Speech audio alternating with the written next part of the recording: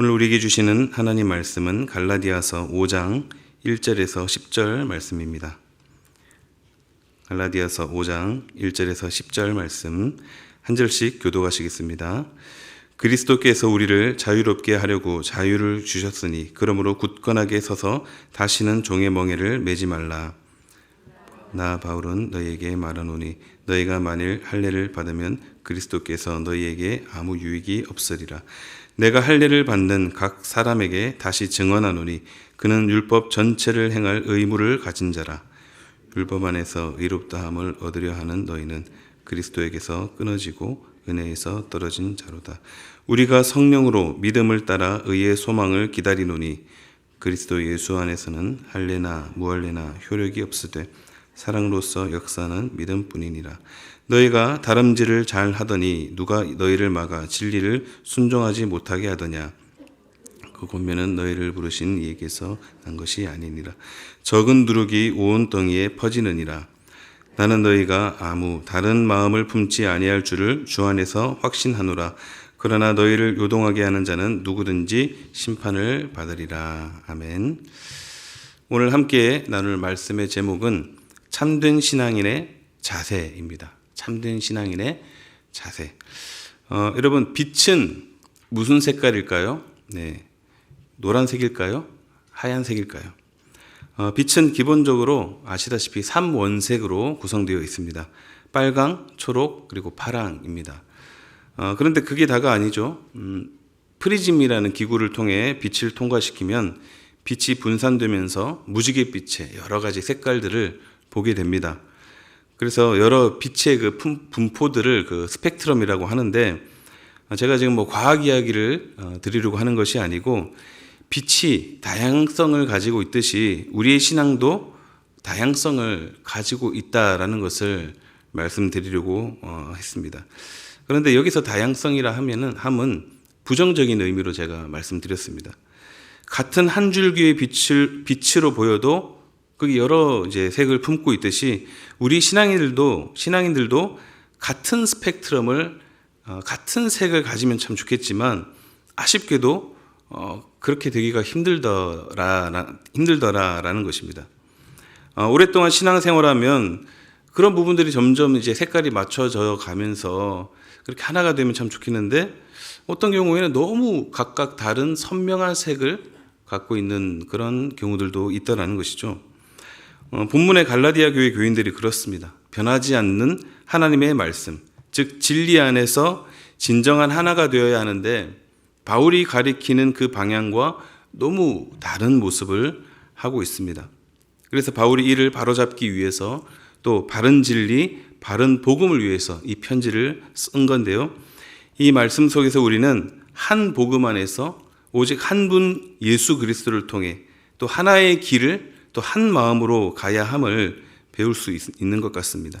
그래서 우리에게 필요한 것이 참 자세인데 참된 신앙의 자세가 아닐까. 우리가 진짜 신앙인이라면 우리가 살아가는 이 세상살이가 참 힘들고 어려울 때가 많지만 그럼에도 참 신앙인으로 살아가려고 몸부림을 치는 것. 그래서 저는 그 몸부림침이 참 신앙인의 증거라고 봅니다. 성경은 우리가 교회 안에서 적당히 이렇게 신앙생활을 하면 다 신앙인이야 이렇게 절대 말하지 않습니다. 성경은 우리에게 살아있고 생명력 있는 삶을 사는 사람이 있음을 밝히는 반면 또 생명 없이 생기 없는 죽은 것과 같은 그런 삶을 사는 사람이 있다고 우리에게 분명히 경고하고 있습니다. 그래서 참된 신앙인은 어떤 사람인가? 참된 신앙인의 자세가 무엇인가? 이 질문으로 우리를 다시 한번 돌아보면서 정말로 참된 신앙인의 삶을 살고자 또 결심하고 결단하는 이 시간이 되시기를 바랍니다. 먼저 첫째, 참된 신앙인의 자세 첫 번째는 참된 자유를 누릴 줄 아는 자세입니다. 참 자유, 이 참 자유는 이미 우리에게 주어졌습니다. 그렇다면 그걸 누릴 줄 아는 것, 참 자유를 누리면서 사는 것, 이것이 참된 신앙인의 자세라고 할 수 있습니다. 본문 1절 말씀 보겠습니다. 그리스도께서 우리를 자유롭게 하려고 자유를 주셨으니 그러므로 굳건하게 서서 다시는 종의 멍에를 매지 말라. 여기서 말하는 자유는 어떤 자유일까요? 율법의 압제로부터의 자유입니다. 계속해서 지금 율법에 관련된 내용들이 나오고 있는데, 율법의 압제. 율법의 압제가 뭐냐면 우리가 하나님께 뭔가 인정받으려고 하는 것, 그리고 사랑받으려고 하고 하나님의 기대를 충족시키기 위해서, 또 하나님으로부터 호감을 사기 위해서 내가 무언가를 하는 것, 즉 업적이나 어떤 공로를 쌓아야 한다는 것을 말합니다. 이것이 바로 율법이 주는 압제라는 것이죠. 그러나 하나님은 우리에게 그렇게 가르치지 않으셨습니다. 구원으로 우리를 부르실 때 우리 스스로 어떤 노력이나 자격이나 어떤 공로를 가지고 하나님의 사랑을 얻고 호감을 얻는 것이 불가능함을 율법을 통해서 자주 가르치셨습니다. 불가능하다는 것입니다. 사람은 어느 누구도 하나님을 만족시킬 수 없는 죄인입니다. 그러므로 여기서 말하는 자유가 무엇이냐? 우리의 그 어떤 노력이나 수고를 통해서 하나님을 만족시키려고 하는 모든 율법의 억압과 요구로부터의 자유다라는 것입니다. 즉, 율법은 우리에게 뭔가를 계속 요구합니다. 그러나 하나님은 아니라는 거예요. 어떤 공로나 노력으로 율법을 지킴으로 되는 것이 아니다. 오직 무엇으로만? 하나님이 우리에게 베푸신 은혜로만 되는 것이다. 그러니 너희들 이것으로부터 자유해라. 하나님께서 우리에게 주시는 자유라는 것입니다. 다시 말해서 예수 그리스도의 공로를 믿음으로 하나님의 우리에게 베풀어 주신 그 큰 사랑을 확인하고 누리는 것입니다. 하나님 앞에서 참 자유를 그렇게 얻게 되면 자신을 하나님과 그렇게 또 사람들에게 드러내려고 노력하던 그 무엇으로부터 자유를 얻게 된다는 것입니다. 왜냐하면 하나님이 나를 얼마나 사랑하시는지 깨닫기 때문입니다. 그래서 하나님이 나를 사랑하시는 것을 진정 깨닫는다면 자꾸 자기 자신을 가치 있게 만들려는 자기중심적 자아로부터의 자유함을 얻게 되는 것입니다. 이런 자유를 얻으면 어떻게 될까요? 이 자유를 얻으면 우리가 세상으로부터 자유하게 됩니다. 이 땅에 여러 돈과 명예 그리고 사람들의 평판으로부터 자유를 얻습니다. 성경의 가르침은 사람들로부터 명예를 얻는 것 그 자체를 정죄하지 않습니다. 그러나 그 명예를 위해 살지 않는 것이다. 이렇게 가르칩니다. 또 성경은 땀 흘려서 돈 버는 것을 정죄하지 않습니다. 그러나 돈을 위해 살지 않는 것이라고 가르칩니다. 그러므로 여러분, 우리는 이미 하나님의 은혜로 인해 완전한 자유를 얻었다는 사실을 잊지 마시기를 바랍니다. 그것은 예수님이 친히 그 모든 죄와 저주를 다 짊어지시면서 우리에게 정말로 소중하게 베풀어 주신 자유입니다. 그러므로 그 자유를 우리가 정말 소중히 여기고 끝까지 지켜야 하는 것입니다. 이전에 출애굽한 백성들이 애굽의 시절을 향수하고 그리워한 것과 같은 그런 어리석음을 범치 마시기 바랍니다. 본문에서는 종의 멍에를 매지 말라고 했습니다. 주님이 우리의 멍에를 풀어주셨는데 왜 다시 매느냐라는 것이죠. 이미 우리에게 너무나도 귀하고 아름다운 자유를 주셨는데 왜 자꾸 그 율법 안으로 들어가냐 하는 것입니다. 그래서 우리에게 베푸신 은혜, 그것만 바라볼 수 있기를 바랍니다. 그리고 우리는 그 어떤 공로나 노력, 행위를 할 필요가 없는 완전한 자유인임을 기억하시고 그 자유를 마음껏 누리며 살아가면 되는 것입니다. 하나님의 사랑을 확인하면서 예배하고 또 찬양하고 그렇게 신앙생활하며 일상을 주 안에서 기쁨으로 살아가면 되는 것입니다. 만약 우리의 신앙생활이 기쁨으로나 혹은 자발적인 것이 아니라 뭔가 매여서 하거나 억지로 또 마지못해 하는 것이라면 아직 바른 신앙 안에 서 있지 않을 가능성이 높습니다. 자유함이 없는 것이죠. 하나님이 주신 자유를 누리지 못하고 있다는 뜻입니다.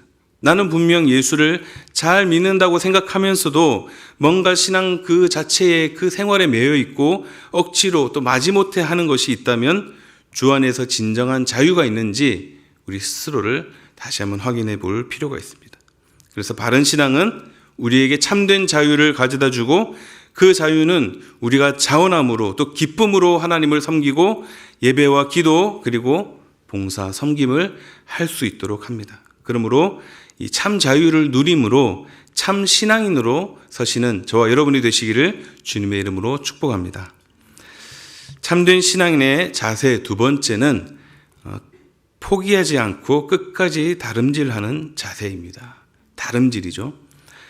바울은 신앙을 다름질에 비유하기를 좋아했는데 오늘 본문에서도 이 표현이 사용됩니다. 7절 말씀 보겠습니다. 우리 함께 읽어보도록 하겠습니다. 너희가 다름질을 잘 하더니 누가 너희를 막아 진리를 순종하지 못하게 하더냐. 이 말씀을 보면 갈라디아 교인들이 처음에는 아주 신앙생활을 잘 했음을 알 수 있습니다. 그런데 지금 누가 너희를 막고 있길래 지금 이렇게 흔들리고 있느냐라면서 책망하고 있는 장면입니다. 마라톤 시합을 보셔서 아시겠지만 처음에는 많은 사람들이 출발선에서 호기롭게 출발합니다. 처음부터 선두로 막 치고 가는 사람이 있기도 하고 또 여유를 부리면서 천천히 가는 사람도 있습니다. 그런데 어떤 모양으로 출발하던 그때부터는 자신과의 싸움이 시작되는 것이죠. 마라톤은 무작정 달리는 게 능사가 아닙니다. 컨디션과 또 페이스를 정말 세밀하게 잘 조절하면서 해야 된다고 합니다. 같이 달리는 사람들의 그 옆에 그 눈치도 살피면서 끝까지 위해 계속해서 주어진 길을 가야 하는 것이죠. 그런데 바울은 지금 갈라디아 교인들이 그러한 경주에서 이탈하고 있음을 지금 지적하고 책망하고 있습니다. 사실 아까도 말씀드렸지만 갈라디아 교인들의 처음 출발은 참 훌륭했습니다. 그 예로 갈라디아 4장 14절에 보면 너희를 시험하는 것이 내 육체에 있으되 이것을 너희가 업신여기지도 아니하며 버리지도 아니하고 오직 나를 하나님의 천사와 같이 또는 그리스도 예수와 같이 영접하여두다. 지금 갈라디아 교인들이 바울을 대하는 자세였습니다. 바울에게 지병이 있었는데 그것을 보는 사람을 시험에 빠뜨릴 정도로 그 증세가 심각했던 것 같습니다. 그래서 복음을 전하는 바울의 입장에서 볼 때 이게 사실은 장애였던 것이죠. 그럼에도 불구하고 갈라디아 교인들이 그런 육체적 질병에 상관하지 않고 바울을 진심으로 환대하고 마치 천사와 그리스도 예수같이 극진히 영접했다라는 것입니다. 그러니까 지금 이때만 해도 참 신앙의 경주로 볼 때 제대로 달려가고 있었다는 것인데 지금은 바울을 원수처럼 대하고 있으니 얼마나 이 바울의 마음이 아팠을까 생각을 해보게 됩니다. 그래서 처음에는 잘 달려갔던 이 갈라디아 교회 교인들이 지금은 누군가의 방해를 받아 경주에서 이탈하고 결승점에서 점점 멀어지고 있다는 말입니다. 바울은 정말 어머니와 같은 그 심정으로 갈라디아 교인들이 신앙의 경주에 최선을 다해 주기를 바랬습니다. 그러나 지금 그렇게 하지 못하고 있는 것이죠. 이처럼 우리 신앙의 경주는 완전히 마칠 때까지 완주를 해야 되는 것입니다. 결승점 근처까지 잘 왔다 할지라도 포기하면 완주의 영광을 누릴 수 없습니다. 따라서 우리는 늘 깨어 있어야 합니다. 비록 우리를 넘어뜨리고 포기하게 만들고 눕도록 하는 그런 악한 세력이 있다 할지라도 끝까지 일어나서 또 일어나서 싸우고 앞을 향해 나아가야 하는 것입니다. 최근에 나 혼자 산다라는 프로를 제가 우연히 봤습니다. 제가 늘 챙겨보는 거 아닙니다. 우연히 봤는데 거기 보니까 기안84라는 사람이 나오잖아요. 그 사람이 마라톤을 이제 하더라고요. 딱 봤는데 딱 뛰고 있더라고요. 그래서 약간 호기심이 생겨서 이제 봤는데 이 사람이 보니까 한 번도 풀코스를 완주를 해본 적이 없다라고 합니다. 그런 사람이 참 여러 고비들이 많았지만 결국에는 완주를 하더라고요. 완주를 하려면 5시간 안에 들어와야 완주로 인정이 된다고 합니다. 이 기안84가 4분 47분 만에 완주를 하게 됐습니다. 참 대단하죠. 그 모습을 보니까 참 대단해 보였습니다. 그런데 이분이 완주하는 그 과정은 어땠을까요? 만만치 않았습니다. 너무 힘드니까 막 중간에 가다가 막 들어 누워요. 그리고 발목이 막 아파가지고 막 주무릅니다. 그렇게 힘겨워하는 모습을 보면서 조금 다르지만 예전에 그 군에서 행군할 때 고생했던 그 기억이 막 나더라고요. 얼마나 힘들까. 보니까 나중에 이제 신발을 벗어보니까 물집도 잡혔더라고요. 1000m 달리기만 해도 그렇게 숨이 차고 그렇게 힘들던데 아무리 뭐 나름 준비하고 나왔겠지만 얼마나 힘들까 그렇게 생각을 하게 됐습니다. 그런데 결국에는 끝까지 달려서 완주를 하는 모습을 보면서 사람들이 칭찬을 많이 하더라고요. 그런데 어떤 사람들이 이런 얘기를 합니다. 에이, 방송국 카메라가 도니까 할 수 있었던 거 아니겠느냐 이렇게 얘기를 하더라고요. 그러자 사람들이 마라톤이라는 게 저는 잘 몰랐는데 정말 쉬운 게 아니더라고요. 예, 뭐 방송국 카메라가 돈다고 해서 할 수 있는 일이 아니라고 합니다. 어쨌든 참 대단하다라는 생각을 했습니다. 다음에 기회가 되면 저도 한번 마라톤 도전을 한번 해볼까 하는 생각도 잠시 했었습니다. 우리에게도 완주만이 놓여 있습니다. 중간까지 잘했다고 그 경기장을 이탈하면 아무 소용이 없는 것입니다. 순간순간 고비가 와도 이겨내며 나아가야 합니다. 그래서 우리 가운데 한 분도 낙오되거나 실족하는 분이 없기를 바랍니다. 지금 혹시 잠시 쉬고 계시거나 누워 계시는 분이 계십니까? 또 그런 분을 알고 계십니까? 다시 우리 주님이 일으켜 주시는 그 힘으로 그 손을 붙잡고 오늘도 앞으로도 계속해서 힘내어 달려나가시는 저와 여러분이 되시기를 주님의 이름으로 축복합니다. 참된 신앙인의 자세, 첫째는 참된 자유를 누릴 줄 아는 것이었고, 또 둘째는 포기하지 않고 끝까지 다름질하는 것이라고 했습니다. 마지막 세 번째는 주 안에서 확신하는 자세입니다. 주 안에서 확신하는 자세. 본문 10절 상반절 말씀 보겠습니다. 나는 너희가 아무 다른 마음을 품지 아니할 줄을 주 안에서 확신하노라. 여기서 바울이 무엇을 확신합니까? 너희가 다른 어떤 생각도 안 할 것을 확신한다라고 합니다. 거짓 교훈을 가르치는 자들이 와서 요동하고 혼란스럽게 하지만 결국은 여러분들이 당신들이 진리 안에서 결국에는 바른 선택을 할 것임을 확신한다라는 것입니다. 사도 바울은 갈라디아 교회 성도들을 향해 깊은 두려움을 가지고 있었습니다. 그 두려움이 무엇이냐면 이 성도들이 결국 이렇게 바른 진리를 떠나면 어떻게 하느냐, 그런 두려움이 있었습니다. 역시 바울은 우리와 차원이 다르죠. 성도들이 바른 진리를 떠나서 신앙을 버리고 신앙의 경주를 끝까지 완주하지 못하면 어떡하냐, 이런 두려움을 가지고 있었습니다. 그러나 동시에 바울은 이들을 믿고 있었습니다. 주 안에서 확신하노라. 바울이 이렇게 갈라디아 성도들을 신뢰하고 또 확신하고 있는 그 근거가 무엇입니까? 지금 돌아가는 상황들을 보니까 그래, 결국엔 잘 되겠네, 이런 확신이 아닙니다. 계산되고 뭔가 예측한 확신이 아니라는 것입니다. 갈라디아 성도들을 잘 알아서 그래도 나하고 관계가 있는데 나를 실망시키진 않을 거야, 이런 믿음도 아니라는 것입니다. 바울은 추측성이나 예측성으로 믿는 것이 아니고 주 안에서 어떻게 했다고요? 확신했습니다. 이 부분이 정말 중요합니다. 왜냐하면 우리 주님은 정말로 믿을 수 있는 분이기 때문입니다. 비록 상황은 나아질 기미가 안 보이고 암울하기만 해도 결국 주께서 인도하시리라 굳게 믿는 믿음이라는 것입니다. 우리가 자식 농사가 참 잘 마음대로 안 된다고 하죠. 이렇게도 해보고 뭐 저렇게도 해보고 해도 잘 안 되는 게 자녀를 양육하는 것 같습니다.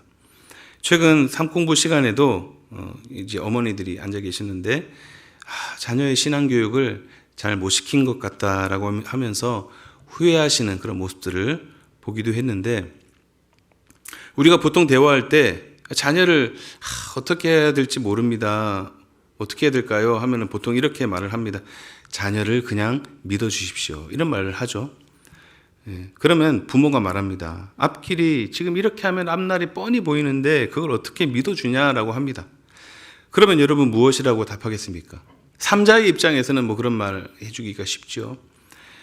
자녀의 가지고 있는 그 자질을 믿어주라는 것이 아닙니다. 자녀가 가진 그 어떤 가능성을 믿어주라는 것이 아닙니다. 자꾸 우리는 어리석게 적용하는 버릇이 있습니다. 자녀를 믿어주라고 하면은 막연히 뭔가 잘 될 거라고 믿는 그런 것으로 생각을 합니다. 물론 좋죠. 그러나 그렇게 막연하게 믿어주라는 것이 아니라 누구 때문에 믿으라는 것이죠? 주님 때문에 믿으라는 것입니다. 이 자녀의 주인이 나가 아니라, 부모가 아니라 주님이시기 때문에 믿으라는 것입니다. 나를 지금까지 인도하셨듯이 동일한 그분이 나의 자녀들도 동일하게 인도하시리라 믿는 그 믿음입니다. 사람은 믿음의 대상이 아니라고 했습니다. 자녀도 마찬가지고 그 어떤 가까운 사람이라 할지라도 믿음의 대상이 될 수 없습니다. 최근에 믿어서 큰 곤욕을 치른 유명한 사람이 있었죠. 믿을 수 있는 대상은 누구냐? 오직 하나님 한 분뿐이십니다. 사람은 믿음의 대상이 아니고 사랑의 대상입니다. 주님이 우리를 사랑하신 것처럼 나도 사람을 사랑하는 것입니다. 이것이 바로 그리스도인의 삶입니다. 그런데 그래도 믿는다고 한다면, 그래도 믿어야죠. 우리가 사람을 믿어야 됩니다. 그러면 믿는다고 한다면 우리가 무엇 때문에 믿는 것입니까? 주님 때문에. 우리가 하나님 때문에 믿는 것입니다. 우리 자녀들이 가지고 있는 그 어떤 자질이 우리 자녀들의 그 미래를 담보할 수 없습니다. 자녀가 공부 잘하고 또 재능이 툭실난다고 해서 미래가 담보되는 것이 아닙니다. 오직 하나님이야말로, 하나님뿐만이 자녀들의 미래에 대한 참된 담보임을 주 안에서 확신하시기를 바랍니다. 우리 다음 세대들을 보면 참 막막하죠. 점점 인구도 줄어가고 주일학교 또 중고등부 청년들까지 점점 지금 한국교회에 다음 세대들이 힘을 잃어가고 있습니다. 그래서 너무 지금 안타깝게 여기면서 우리가 함께 기도하고 있는데 그러나 그래도 어떻게 해야 됩니까? 주 안에서 확신하노라. 주 안에서 우리가 다음 세대들을 향해서 확신하는 것입니다. 왜냐하면 우리 주님이 우리 자녀들을 반드시 하나님이 기뻐하시는 자녀들로 인도하시리라 믿기 때문입니다. 교회들을 보고 크리스찬들의 그 비율과 현실들을 보면 참 암울하지만, 그러나 그럼에도 불구하고 주께서 기드온의 300용사처럼 소수지만 다음 세대들을 귀하게 또 크게 사용하실 것을 믿으며 오늘도 앞으로도 계속해서 믿음으로 기도해야 하는 것입니다. 분명 그날이 오리라는 믿음으로 나아가시는, 주 안에서 확신하시는 저와 여러분들이 다 되시기를 우리 주님의 이름으로 축복합니다. 말씀을 정리하겠습니다. 오늘의 말씀은 참된 신앙인의 자세입니다. 우리가 참 신앙인으로서 가져야 할 자세가 무엇인가? 첫째는 참된 자유를 누릴 줄 아는 자세이고, 두 번째는 포기하지 않고 끝까지 다름질하는 자세, 그리고 마지막 세 번째는 주 안에서 확신하는 자세입니다. 이 말씀을 우리 마음에 다시 한 번 더 새겨서 참된 신앙인으로 온전히 서시는 우리 모두가 다 되시기를 우리 주님의 이름으로 축원합니다. 아멘. 우리 함께 말씀을 생각하면서 함께 찬양하고 기도하겠습니다. 성도의 노래 함께 찬양하겠습니다.